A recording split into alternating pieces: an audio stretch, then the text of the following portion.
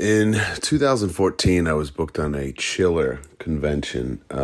Leading up to the event, I scoped the website and I realized that besides myself, the only other members of professional wrestling world that would be at this thing were Brodus Clay and the Queen of Extreme, Francine. So needless to say, I could care less about Brodus Clay, like most of professional wrestling fans. But to meet Francine for the first time, I was immediately transported into a time machine, and I became my 14-year-old self with excitement.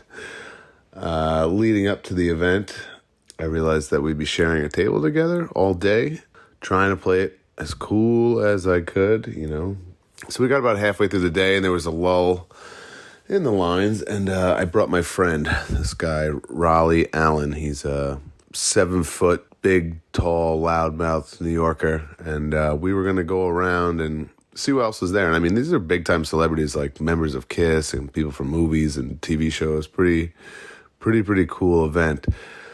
So we're going to go take a walk and, scout out who's there and check out the place. And Frannie said something along the lines of like, oh, let me know, who you guys see. It looks really cool.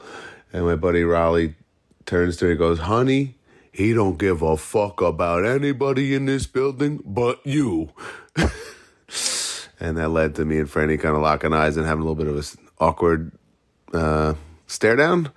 And that broke the ice of our friendship to this day. So I got to thank Raleigh for embarrassing the shit out of me in that moment. I got to say, my love of ECW lives on. As it should. Francine, one of my favorites, too. And, of course, these calls, they're always anonymous.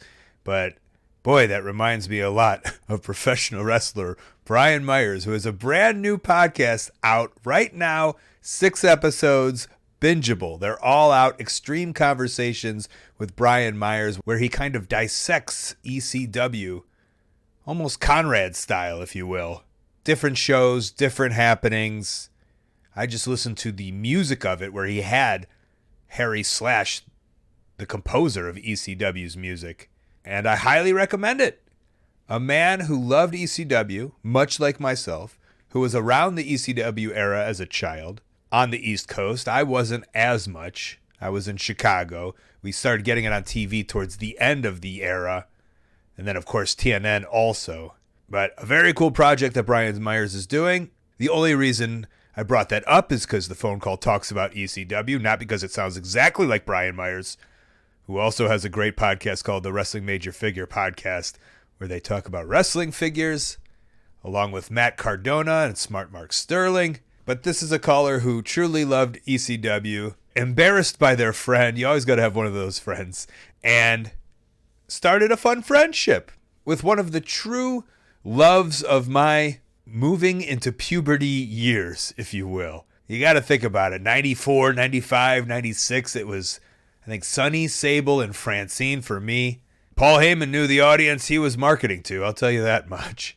These conventions are always good for a fun story, especially the ones where it's not strictly pro wrestling, where there's just some pro wrestlers. I did one in Knoxville once where across the table from me was Henry Rowan Gardner from Rookie of the Year. He was also in the American Pie movies. And just to see how little of a line his was compared to how little of a line mine was fun to know that we were in the same boat. We were living the same lifestyle.